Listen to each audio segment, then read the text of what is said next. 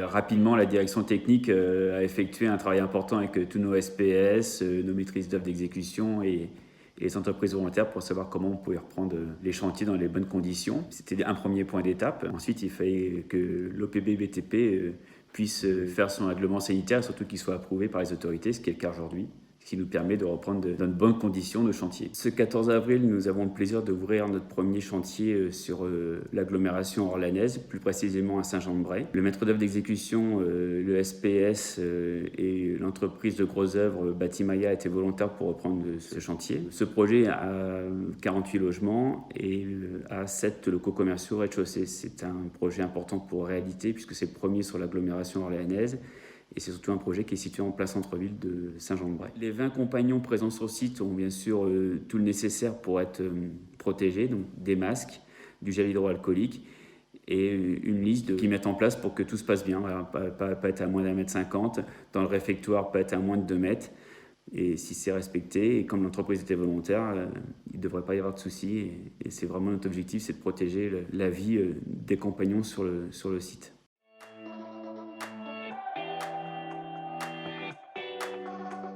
Elle est liée à quatre points essentiels pour nous.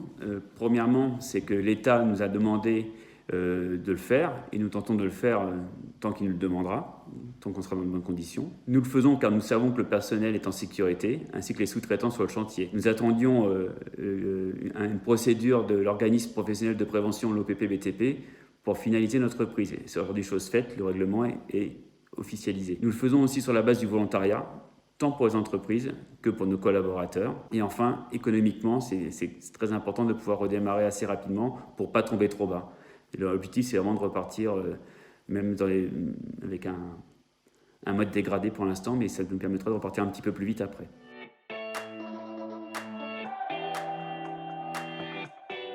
La BU Centre-Loire se projette, comme tout le monde, un petit peu quand même dans le vide, puisqu'on ne sait pas comment les choses évoluent tous les jours.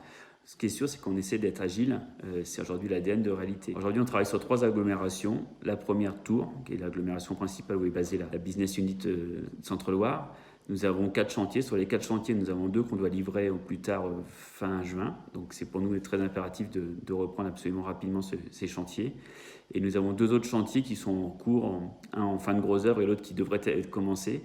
Et c'est vraiment important qu'on puisse les démarrer pour qu'on puisse tenir nos délais, on va dire, qu'on a signé contractuellement avec nos clients. Sur Orléans, comme je disais précédemment, un chantier a démarré à Saint-Jean-de-Bray. Nous avons perdu à peu près un mois, mais c'est pas très embêtant. Et sur le deuxième chantier, celui-ci doit démarrer que fin d'année, donc pour l'instant, on n'a pas de problème particulier. Enfin, sur Le Mans, le démolisseur ne veut pas intervenir pour l'instant. Ce qu'on devait démarrer au mois de mai démarrera probablement qu'au mois de juillet ou au mois de septembre, malheureusement.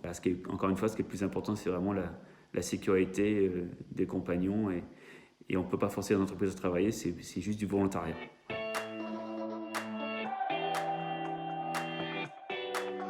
Dans ce contexte difficile, je voudrais remercier tout d'abord la direction générale qui a pris très en amont ce problème de Covid-19 avec un PCA qui a été mis en place très rapidement.